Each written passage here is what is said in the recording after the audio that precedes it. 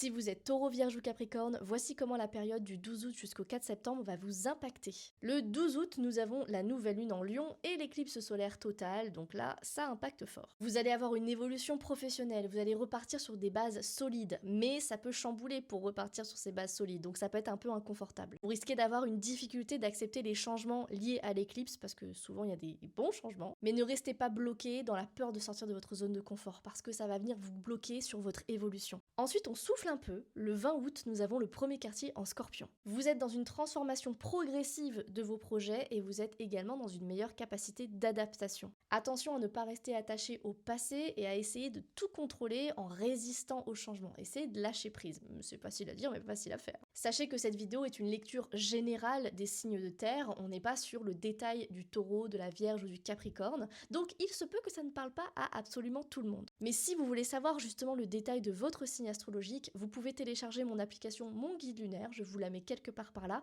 que ce soit sur Apple Store ou sur Play Store, elle est disponible partout dans le monde entier. Et quand vous rentrez vos informations de naissance, donc heure de naissance, date de naissance, lieu de naissance, l'application calcule automatiquement votre thème astral au niveau solaire, lunaire et ascendant. Ensuite, vous avez le détail de votre signe solaire pour vraiment bien comprendre les énergies du jour, les choses à faire, les choses à ne pas faire, pour vraiment maximiser sa connexion à la lune. Ensuite, le 28 août, rebelote, on repart sur une autre éclipse, mais ce sera une éclipse avec une pleine lune en poisson. Vous allez être dans une dynamique plus souple à accepter les choses qui viennent, qui partent, mais vous allez avoir du mal à accepter les choses qui échappent à votre logique.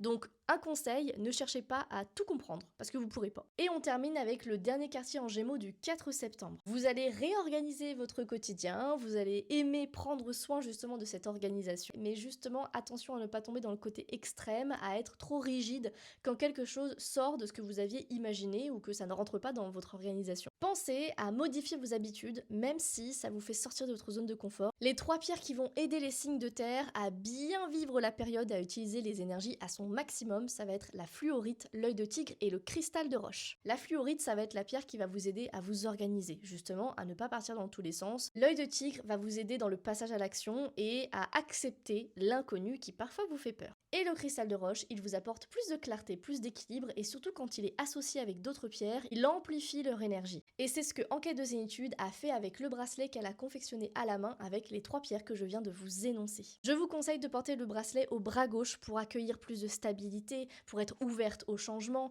et pour recevoir davantage de clarté par rapport à toutes les énergies qui vont arriver. Sachez que quand vous passez commande, vous avez un rituel qui vous est offert pour l'activer selon les 4 différentes phases lunaires. Vous avez moins 10% de réduction avec le code LUCY10.